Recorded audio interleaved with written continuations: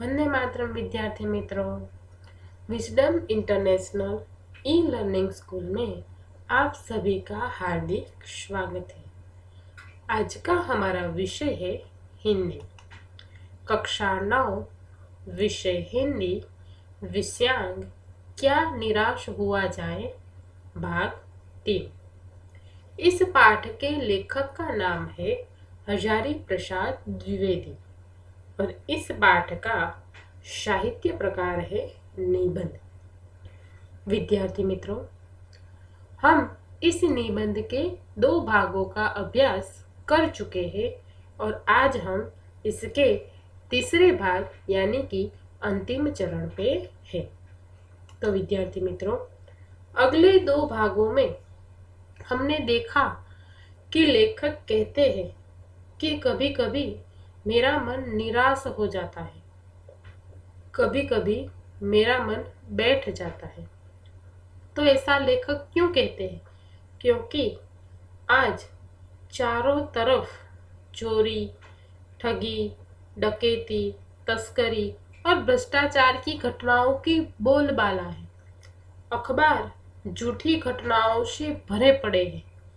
ऊंचे पदों पर बैठे लोगों के चरित्र भी दोषों से भरपूर दिखाई देते हैं।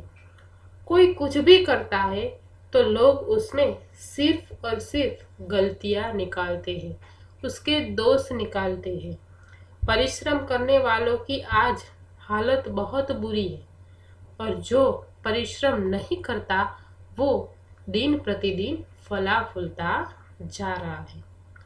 आज लेखक को इसी बात की चिंता है कि क्या यही भारतवर्ष है जिसका सपना तिलक और गांधी ने देखा था। रविंद्रनाथ ठाकुर और मदन मोहन मालवीय का सुसंस्कृत और सभ्य भारतवर्ष कहाँ गया? वो किसी अतीत में डूब गया है। हमारी प्राचीन भारतीय संस्कृति और उसके आदर्शों का महामानव समुद्र ऐसा लग रहा है कि मानो आज सूख गया हो। आज हम देखें तो पुरानी और नई पीढ़ियों के बीच सतत टकराव हो रहा है। युग बदलता है तो आदर्श भी बदलते हैं। पुराने कायदे कानून की जगह नए कायदे कानून भी आते हैं और दिन प्रतिदिन ये अंतर और परिवर्तन बढ़ता ही जाता है। लेकिन फिर भी भारत ने कभी भौतिक वस्तुओं के संग्रह को महत्व नहीं दिया। हमारे यहाँ आध्यात्मिकता को ही महत्व दिया गया है। मनुष्य में लोभ, मोह, काम, क्रोध आदि विकारों का होना आवश्यक है, लेकिन फिर भी भारत ने इन सभी विकारों पर संयम रखने पर जोर दिया है। आज हम देखें तो हमारे देश में कृषि, उद्योग, वाणिज्य, शिक्षा आदि सभी क्षेत्रों में विकास होना चाहिए, परंतु जिन लोगों पर इनके विकास की जिम्मेदारी है वे अपना लक्ष्य भूल गए हैं। वे देश हित और राष्ट्र के हित को भूल गए हैं और सिर्फ अपनी सुख सुविधा जुटाने में लगे हुए हैं। वे स्वार्थी हो गए हैं। वो राष्ट्र की हित और रक्षा के बारे में नहीं सोचते। वे भारत के पुराने आदर्शों को भूल गए हैं। आज हमारे आदर्श ऐसा लग रहा है कि मानो भुला दिए जा रहे हैं। तो विद्यार्थी मित्रों, हमने यहाँ तक पाठ का अभ्यास किया था। अब आगे। व्यक्तिचित सब समय आदर्शों द्वारा चलित नहीं होता।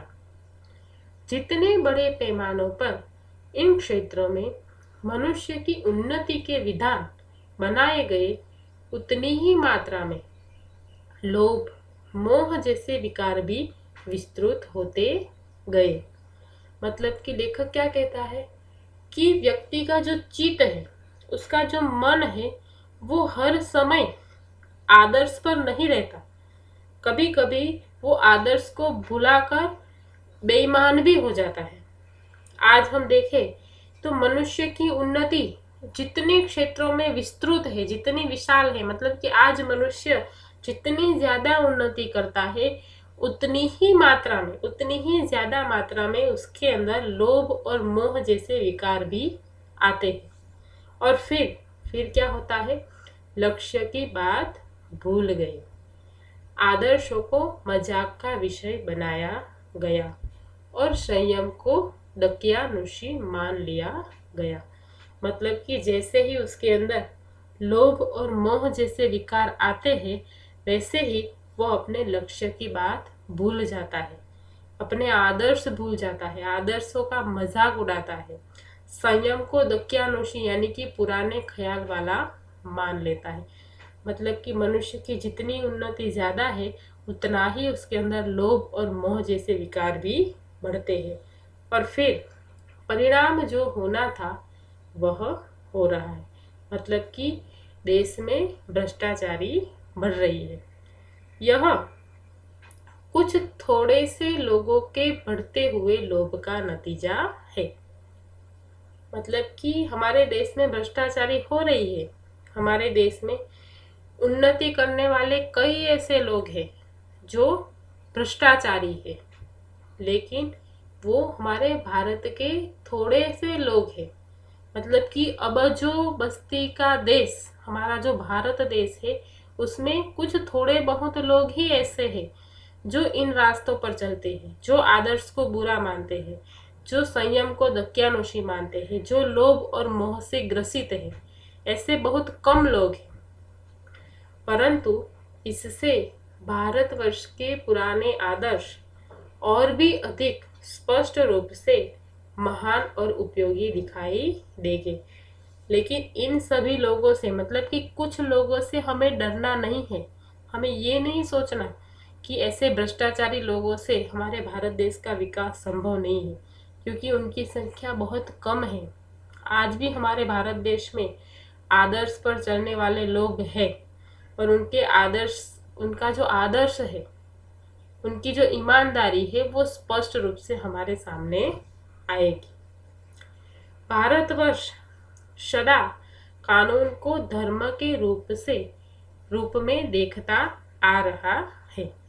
आज एकाएक कानून और धर्म में अंतर कर दिया गया है। मतलब कि भारतवर्ष सदा ही कानून को धर्म की तरह मानता है। आज एकाएक कानून और धर्म में अंतर कर दिया गया है। आज की पीढ़ी के लोग धर्म की उपेक्षा और कानून को अधिक महत्व देते हैं। मतलब धर्म की उपेक्षा करते हैं, उसका विरोध करते हैं और कानून को ज्यादा महत्व देते हैं। जबकि एक जमाना था जब लोग धर्म के रास्ते पर चलते थे। धर्म अर्थात सच्चाई, ईमानदारी, परोपकारी की भावना से भरे थे और एक दूसरे के लिए कार्य किया करते थे।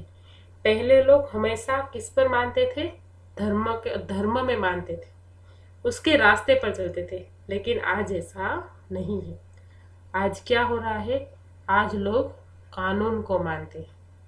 वो क्या कहते हैं कि धर्म को धोखा नहीं दिया जा सकता, कानून को दिया जा सकता है। यही कारण है कि लोग धर्म भीरु है। वे कानून की त्रुटियों से लाभ उठाने में संकोच नहीं करते। मतलब कि धर्म को धोखा नहीं दे सकते, कानून को धोखा दिया जा सकता है। कानून में कुछ ऐसे दाव पेच रहते हैं कि लोग एक दूसरे के साथ धोखा और कानून को अपने हाथ में लेकर अपना स्वार्थ पूर्ण कर लेते हैं। लेकिन धर्म के क्षेत्र में धोखा नहीं दिया जा सकता। धर्म सच्चाई और ईमानदारी का प्रतीक है। जो अधर्म करने वाले लोग हैं, वो कानून की छोटी मोटी गलतियां है उसका लाभ उठाते हैं, और उसका लाभ उठाने में वो जरा सा भी संकोच नहीं करते। वो अपने स्वार्थ को सबसे पहले महत्व देते हैं और उनका ही फायदा देखते हैं, और दूसरों के साथ अन्याय हो रहा है या नहीं हो रहा है वो कुछ भी नहीं देखते। मतलब इसीलिए वो धर्म से ज्यादा किसको महत्व देते हैं? कानून को। क्योंकि कानून में रहकर वो कानून को अपने हाथ में लेते हैं और अपना जो स्वार्थ है वो पूर्ण कर सकते हैं। इस बात के पर्याप्त प्रमाण खोजे जा सकते हैं कि समाज के ऊपरी वर्ग में चाहे जो भी होता रहा हो, भीतर भीतर भारतवर्ष अब भी यह अनुभव कर रहा है कि धर्म कानून से बड़ी चीज है। अब भी सेवा, ईमानदारी, सच्चाई और आध्यात्मिकता के मूल्य बने हुए हैं। वे दब अवश्य गए हैं, लेकिन नष्ट नहीं हुए। मतलब कि समाज के ऊपरी वर्ग में चाहे जो कुछ भी होता हो, लेकिन फिर भी भीतर ही भीतर भारतवर्ष अब भी यह अनुभव कर रहा है कि धर्म कानून से बड़ी चीज है। अभी भी भारत में लोग धर्म पर विश्वास रखते हैं। धर्म कानून से बहुत बड़ी चीज है, इस बात को वो महत्व देते हैं। जो धार्मिक लोग हैं, जिसमें सेवा भाव है, ईमानदार व्यक्ति है, जो सच्चाई के रास्ते पर चलते हैं, वे किसी न किसी दबाव में जरूर आ रहे हैं, लेकिन वे नष्ट नहीं हुए। पूरी तरह से उनके अंदर सच्चाई और अच्छाई नष्ट नहीं हुई। वे कम अवश्य हो गई है, दब भी गई है, लेकिन उसके अंदर नष्ट नहीं हुई। आज भी उसके जहन में, उसकी अंतरात्मा में वो ईमानदारी विद्यमान है। आज भी वह मनुष्य से प्रेम करता है, महिलाओं का सम्मान करता है, झूठ और चोरी को गलत समझता है, दूसरे को पीड़ा पहुंचाने को पाप समझता है। हर आदमी अपने व्यक्तिगत जीवन में इस बात का अनुभव करता है।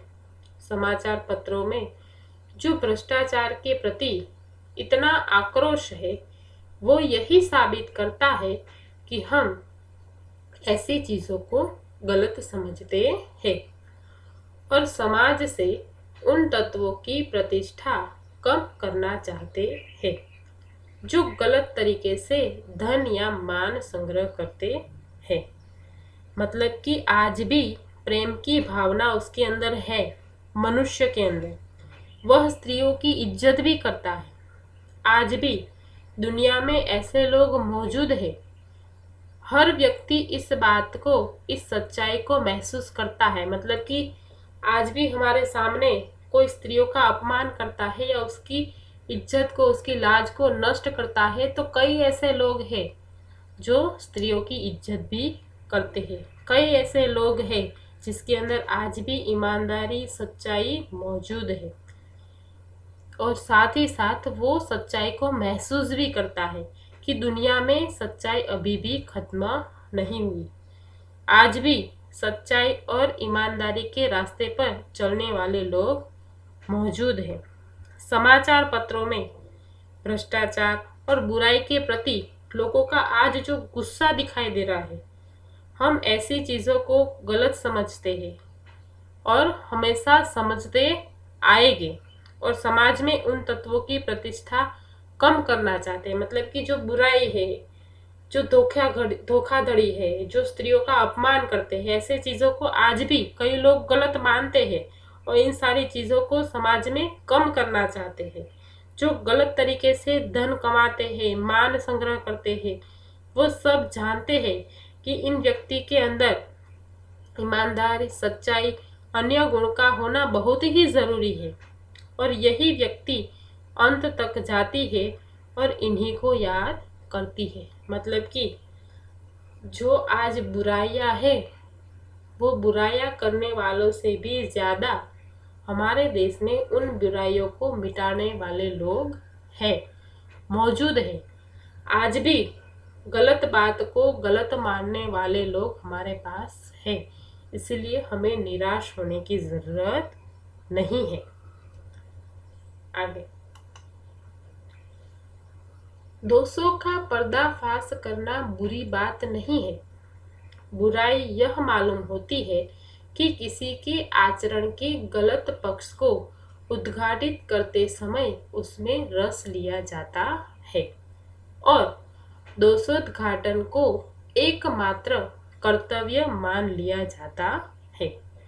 मतलब कि लोगों के द्वारा किए गए गलत काम और उसके कर्मों का भेद खुलना और उनके दोषों को उजागर करना कोई बुरी बात नहीं। अगर किसी ने कोई गलत काम किया है या बुरा काम किया है तो उसका भेद खोलना और सबके सामने लाना वो बुरी बात नहीं है।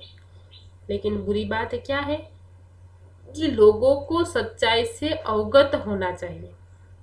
उन्हें भी यह जानकारी होनी चाहिए कि किस तरह दोष उसने किया है।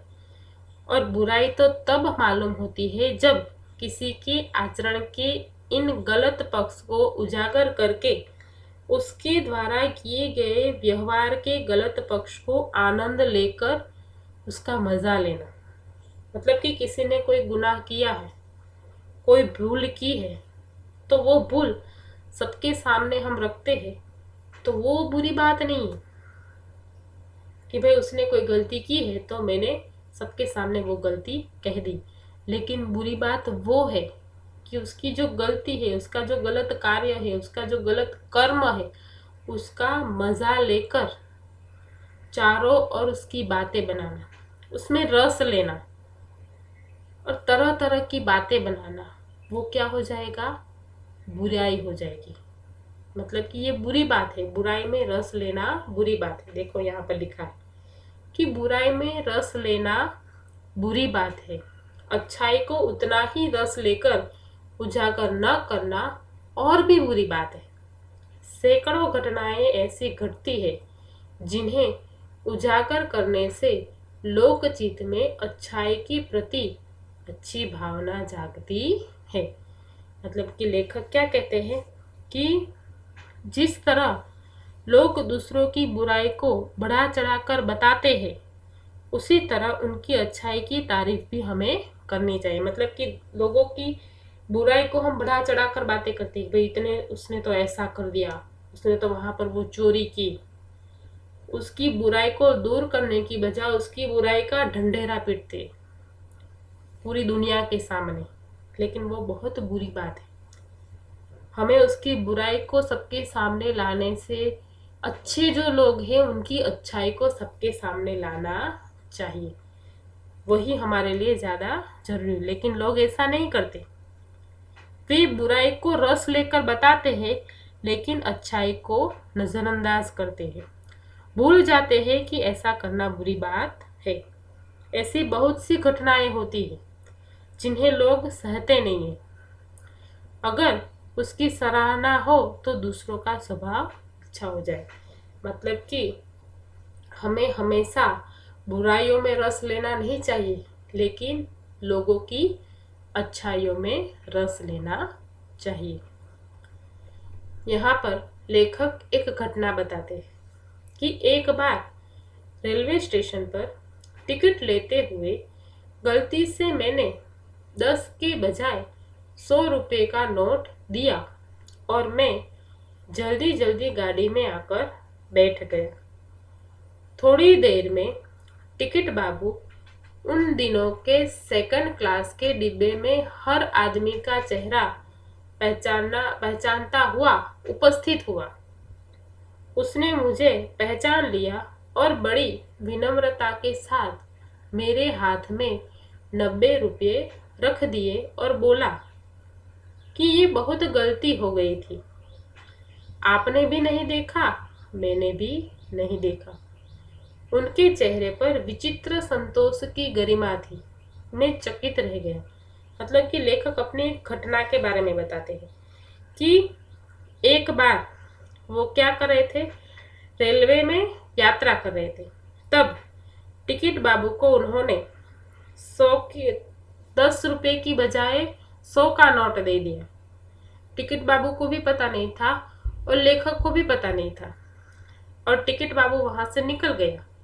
लेकिन थोड़ी ही देर में टिकट बाबू उसे ढूंढता हुआ हर एक डिब्बों में उसे ढूंढता हुआ उसके पास आया, उसके सामने उपस्थित हुआ, उसे पहचान लिया और फिर तुरंत उसने उसके हाथ में 90 रुपए वापस दे दिए और कहा कि मुझसे बहुत बड़ी गलती हो गई। आपने भी नहीं देखा और मैंने भी नहीं देखा, और ये कहते हुए उसके चेहरे पर एक अद्भुत संतोष की भावना थी। तो ये ईमानदारी नहीं है तो क्या है? अगर वो टिकट बाबू बेईमान होता, उसके अंदर थोड़ा सा लोभ होता, मोह होता, तो वो वापस रुपये देने क्यों आता? क्यों इतनी मेहनत करता लेखक को ढूंढने की, हर एक डिब्बों में घूमने की, उसे पहचानने की? ये मेहनत करने की उसे क्या जरूरत है? उसे तो पैसे भी मिल रहे थे। वो 90 रुपए अपनी खुद की जेब में भी डाल सकता था, लेकिन नहीं। उसके अंदर क्या थी? ईमानदारी थी, उसके अंदर सच्चाई थी। इसीलिए पैसे वापस देते समय उसके चेहरे पर एक प्रकार का संतोष था। तो कैसे कहूँ कि दुनिया में सच्चाई और ईमानदारी लुप्त हो गई। वैसी अनेक अवांछित घटनाएं भी हुई है, परंतु यह एक घटना ठगी और वंचना की अनेक घटनाओं से अधिक शक्तिशाली है। अब लेखक एक दूसरी घटना बताते हैं, और देखो उसमें वो क्या कहते हैं कि एक बार मैं बस यात्रा कर रहा था। मेरे साथ मेरी पत्नी और 3 बच्चे भी थे। बस में कुछ खराबी थी, रुक रुक कर चलती थी। मतलब लेखक कहते हैं कि एक बार वे बस यात्रा कर रहे थे, तो उसके साथ उसकी पत्नी थी और उनके 3 बच्चे भी थे। लेकिन बस में कुछ खराबी होने के कारण बस बार बार रुक जाती थी, रुक रुक कर चलती थी। गंतव्य से कोई 5 मील पहले ही एक निर्जन सुनसान स्थान में बस ने जवाब दे दिया। मतलब कि गंतव्य से 5 मील पहले ही वो बस रुक गई और फिर चालू ही नहीं हुई, खराब हो गई। रात के कई 10 बजे होंगे। बस में यात्री घबरा गए। मतलब कि रात के 10 बजे एक सुनसान स्थान पर, निर्जन सुनसान स्थान पर बस खराब हो गई और रात के 10 बजे थे। तो सभी यात्री घबरा गए। कंडक्टर ऊपर गया और एक साइकिल लेकर चलता बना। लोगों को संदेह हो गया कि हमें धोखा दिया जा रहा है। मतलब कि बस का जो कंडक्टर था वो बस से उतरा और फिर बस के ऊपर चढ़ा और वहां से साइकिल लेकर तुरंत साइकिल दौड़ाकर चलता बना। तो उसे देखकर सबके मन में एक शंका जागृत हुई कि हमारे साथ धोखा किया जा रहा है। कौन सी शंका? देखो कि बस में बैठे लोगों ने तरह तरह की बातें शुरू कर दी। मतलब कि अब धीरे धीरे एक दूसरे के कानों में तरह तरह की बातें करने लगे। उसे कहते अफवाहें, जो बहुत बड़ा स्वरूप धारण करती है। देखो कैसी बातें करते थे। किसी ने कहा कि यहाँ डकैती होती है। 2 दिन पहले इसी तरह एक बस को लूट लिया गया था। ये सही भी हो सकता है और अफवाह भी हो सकती है, या झूठ भी हो सकता है। तो किसी एक व्यक्ति ने क्या कहा कि यहाँ पर तो डकैती, यानी कि लोगों को यहाँ पर बस को खराब कर दिया जाता है धोखेबाजी से, और फिर जो यात्री बैठे हुए होते हैं उनको उनका सारा माल चोरी कर लिया जाता है। ऐसी अफवाह किसी एक व्यक्ति ने फैलाई और पूरी बस को लूट लिया जाता है। ये सारी उन लोगों के बीच बातें हो रही थी जो बस में बैठे हुए थे। परिवार सहित अकेला मैं ही था। बच्चे पानी पानी चिल्ला रहे थे। पानी का कहीं ठिकाना न था। ऊपर से आदमियों का डर समा गया था। मतलब कि सभी यात्रियों में परिवार के साथ लेखक अकेले ही थे और बच्चे पानी के कारण रो रहे थे, चिल्ला रहे थे, लेकिन पानी कहीं पर भी नहीं मिल रहा था और डर का माहौल चारों ओर फैला था। कुछ नौजवानों ने ड्राइवर को पकड़कर मारने पीटने का हिसाब बनाया। अब बस में कुछ नौजवान थे। उन्होंने यह तय किया कि हम ड्राइवर को पकड़कर उससे मारें, क्योंकि इन सब की मिली जुली भगत है। वो डाकुओं के साथ मिला हुआ है और हमें लूटना चाहता है, इसलिए वो ड्राइवर को मारने की सोच रहे थे। ड्राइवर के चेहरे पर हवाइयां उड़ने लगी, मतलब कि ड्राइवर तो बहुत डर गया, वो तो अकेला था। लोगों ने उसे पकड़ लिया। वह बड़े कातर ढंग से मेरी ओर देखने लगा और बोला कि हम लोग बस का कोई उपाय कर रहे हैं, बचाइए, ये लोग मारेंगे। मतलब कि चारों ओर से ड्राइवर को घेर लिया गया। तो उसने लेखक की तरफ देखकर कातर ढंग से, मतलब कि डरे हुए रूप से उसने कहा कि हम लोग कोई चोर नहीं है और ना ही कोई डाकू से मिले हुए हैं। हम तो सिर्फ कुछ बस का उपाय कर रहे हैं, हमें बचाइए, नहीं तो ये सभी लोग मिलकर हमें मारेंगे। डर तो मेरे मन में भी था, पर उसकी कातर मुद्रा देखकर मैंने यात्रियों को समझाया कि मारना ठीक नहीं है। लेखक को भी डर लगा था, क्योंकि सारे आसपास का वातावरण ही ऐसा था। सब तरह तरह की बातें बना रहे थे कि ये तो चोर है, ये तो धोखेबाज है। तो लेखक को भी थोड़ा थोड़ा डर लगने लगा था, लेकिन फिर भी उसने लोगों को समझाया कि मारना ठीक बात नहीं है। परंतु यात्री इतने घबरा गए कि वे मेरी बात सुनने को तैयार ही नहीं हुए। कहने लगे, इसकी बातों में मत आइए, धोखा दे रहा है। कंडक्टर को पहले ही डाकुओं के यहाँ भेज दिया है। मतलब कि वो जो सारे यात्री थे वो इतने घबराए हुए थे कि उन्होंने लेखक की बात नहीं सुनी और लेखक को कहा कि आप इन ड्राइवर पर विश्वास मत कीजिए, ये धोखेबाज है। उसने पहले से ही कंडक्टर को भेज दिया है डाकुओं के पास उसे बुलाने के लिए। अब क्या होता है। मैं भी बहुत भयभीत था, पर ड्राइवर को किसी तरह से मारपीट से बचाया। लेखक भी बहुत डरे हुए थे, उसके परिवार के साथ थे, लेकिन फिर भी जैसे तैसे समझाकर ड्राइवर को मारने से उसने बचाया। 1.5-2 घंटे बीत गए। मेरे बच्चे भोजन और पानी के लिए व्याकुल थे। मेरी और मेरी पत्नी की हालत बुरी थी।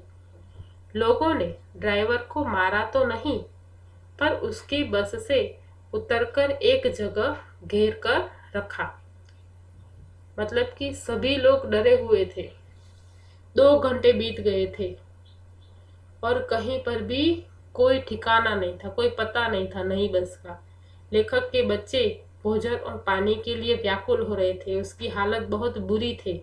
लोगों ने ड्राइवर को मारा नहीं, लेकिन उसे चारों ओर घेर कर रखा। और फिर कोई भी दुर्घटना होती है तो पहले ड्राइवर को समाप्त कर देना उन्हें उचित जान पड़ा। मतलब कि सबने यह तय किया कि अगर कोई दुर्घटना घटे तो सबसे पहले ड्राइवर को खत्म कर देंगे, उसे मारेंगे, पिटेंगे। ये गिड़गिड़ाने का कोई विशेष असर नहीं पड़ा। इसी समय क्या देखता हूँ कि एक खाली बस चली आ रही है और उस पर हमारा बस कंडक्टर भी बैठा हुआ है। मतलब कि सभी लोग उस ड्राइवर को घेरे हुए थे और तभी अचानक हुआ यह कि दूर से एक खाली बस आती हुई दिखाई दी और उस पर कौन बैठा हुआ था। वो बस कंडक्टर जो साइकिल लेकर गया था। उसने आते ही कहा कि अड्डे से नई बस लाया हूँ, इस पर बैठिए। वो बस चलने लायक नहीं है, चलाने लायक नहीं है। मतलब कि वो बस से उतरा और तुरंत सभी यात्रियों को कहा कि बस स्टेशन से मैं नई बस लाया हूँ, आप सभी इन पर बैठ जाइए, क्योंकि वो बस अब खराब हो गई। फिर मेरे पास एक लोटे में पानी और थोड़ा दूध लेकर आया और बोला कि पंडित जी, बच्चों का रोना मुझसे देखा नहीं गया, वहीं दूध मिल गया तो थोड़ा लेता आया। मतलब कि देखो उस कंडक्टर की ईमानदारी कि वो साइकिल चलाकर कितने मील दूर गया बस स्टेशन और वहां से नई खाली बस लेकर आया और साथ ही साथ लेखक के बच्चों के लिए दूध और पानी भी लाया। उसका बच्चों का रोना उससे देखा नहीं गया। तो ये है ईमानदारी, ये है सच्चाई, ये है प्रेम। अब ये सभी लोग, सभी यात्री उस कंडक्टर और ड्राइवर को लेकर कैसी कैसी बातें बना रहे थे। ये तो धोखेबाज है, ये तो चोर है, ये डाकू से मिले हुए हैं, ये हमें धोखा दे रहे हैं, हमें लूटने वाले हैं। लेकिन वास्तविकता तो कुछ और ही है। वो कंडक्टर तो बड़ा ही ईमानदार था। फिर यात्रियों में जान आई, सबने उसे धन्यवाद दिया, ड्राइवर से माफी मांगी और 12 बजे से पहले ही सब लोग बस अड्डे पर पहुंच गए। अब लेखक क्या कहते हैं कि कैसे कहूँ कि मनुष्यता एकदम समाप्त हो गई, कैसे कहूँ कि लोगों में दया माया रही नहीं गई। मतलब कि लेखक कहते हैं कि इस घटना को देखकर हम कैसे कहते हैं, हम ऐसा कैसे कह सकते हैं कि मनुष्यता समाप्त हो गई है, ईमानदारी समाप्त हो गई है। हम नहीं कह सकते। आज भी लोगों में दया और माया है, और उसी दया के कारणवश, उसी मनुष्यता के कारणवश कंडक्टर नई बस लेकर आता है, क्योंकि उसके अंदर क्या थी? मानवता थी, दया थी। तो जीवन में न जाने कितनी ऐसी घटनाएं हुई है जिन्हें मैं भूल नहीं सकता।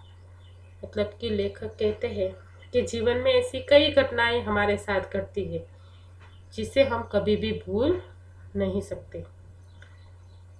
ठगा भी गया हूँ, धोखा भी खाया है, परंतु बहुत कम स्थलों पर विश्वासघात नाम की चीज मिलती है। मतलब कि लेखक क्या कहते हैं कि मैं हर बार, मेरे साथ ठगी और धोखेबाजी भी हुई है। कई बार ऐसा हुआ है कि मुझे धोखा मिला हो। कई ऐसी घटनाएं मेरे साथ हुई है कि जिससे मेरी जो ईमानदारी है उस पर प्रश्न उठा हो। मेरे साथ मेरी ईमानदारी का लोग मजाक उड़ाते हैं। लेकिन बहुत कम स्थलों पर विश्वासघात नाम की चीज मिलती है। लोगों ने लेखक के साथ धोखा भी किया, बुरी घटनाएं भी हुई।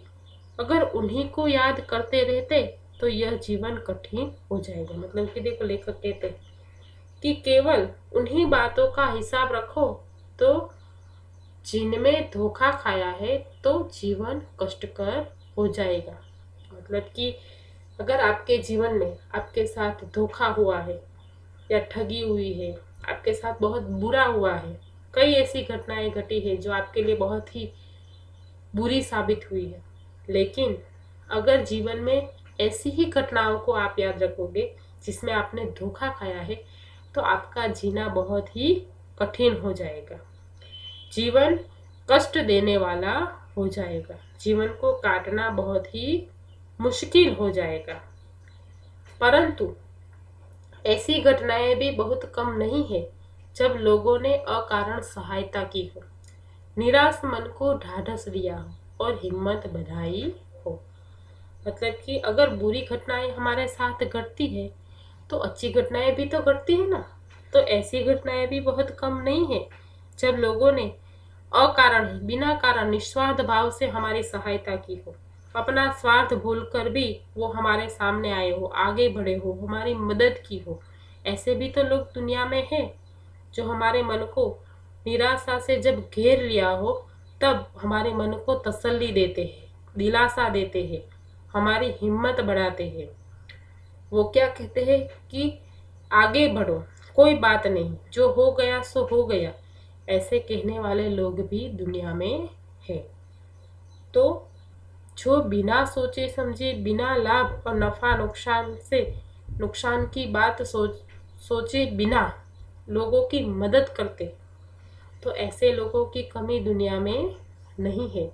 तो हमें ऐसी घटनाओं को भी याद करना चाहिए जो हमारे मन को सुख प्रदान करे। सिर्फ और सिर्फ हमारे मन को दुखी करे, ऐसी घटनाओं को याद नहीं करना चाहिए। कविवार रविंद्रनाथ ठाकुर ने अपने एक प्रार्थना गीत में भगवान से प्रार्थना की थी कि संसार में केवल नुकसान ही उठाना पड़े, धोखा ही खाना पड़े, तो ऐसे अवसर पर भी हे प्रभु मुझे ऐसी शक्ति दो कि मैं तुम्हारे ऊपर संदेह न करूं। मतलब कि रविंद्रनाथ ठाकुर ने अपनी एक प्रार्थना में, अपनी एक कविता में ईश्वर से कहा है, उससे प्रार्थना की है कि मेरे जीवन में चाहे लाखों कठिनाइयां और परेशानियां आए, दुख आए, तकलीफ आए, लेकिन उनको कम न करके मुझ पर सिर्फ इतनी शक्ति देना, मुझे सिर्फ इतनी शक्ति देना जिन्हें मैं अपने साहस से, अपने परिश्रम से इन सभी कठिनाइयों के सामने सफल हो पाऊं, इसका सामना करूं और तुम पर जरा सा भी संदेह या शंका न करूं। यहाँ पर ईश्वर पर शंका न करने की बात कही गई है। तुम पर मेरा विश्वास हमेशा बना रहे, ऐसा ईश्वर विश्वास मेरे मन में हो, ऐसी शक्ति आप मुझे दो, ऐसा कवि कहते हैं। मनुष्य की बनाई विधियां गलत नतीजे पर पहुंच रही है तो इन्हें बदलना होगा। वस्तुतः आए दिन इन्हें बदला ही जा रहा है, लेकिन अब भी आशा की ज्योति बुझी नहीं है। महान भारतवर्ष को पाने की संभावना बनी हुई है और बनी रहेगी। मेरे मन निराश होने की जरूरत नहीं है। मतलब कि मनुष्य की बनाई हुई विधियां आज गलत नतीजे पर पहुंच रही है, इसे बदलना होगा। वस्तुतः इसे दिन प्रतिदिन बदला भी जा रहा है, उसे हम बदल रहे हैं। आज भी आशा की ज्योति, मतलब मन में आज भी एक आशा की ज्योति जल रही है, आज भी वो बुझी नहीं है। एक महान भारतवर्ष को पाने की जो संभावना है, जो हमारे मन की इच्छा है, वो आज भी विद्यमान है और हमेशा हमारे मन में विद्यमान रहेगी। इसलिए लेखक अंत में कहते हैं कि हे मेरे मन, निराश होने की जरूरत नहीं है। विद्यार्थी मित्रों, यहाँ पर हमारे इस पाठ का अभ्यास पूर्ण होता है। अगले पाठ का अभ्यास हम अगले वीडियो में देखेंगे। धन्यवाद।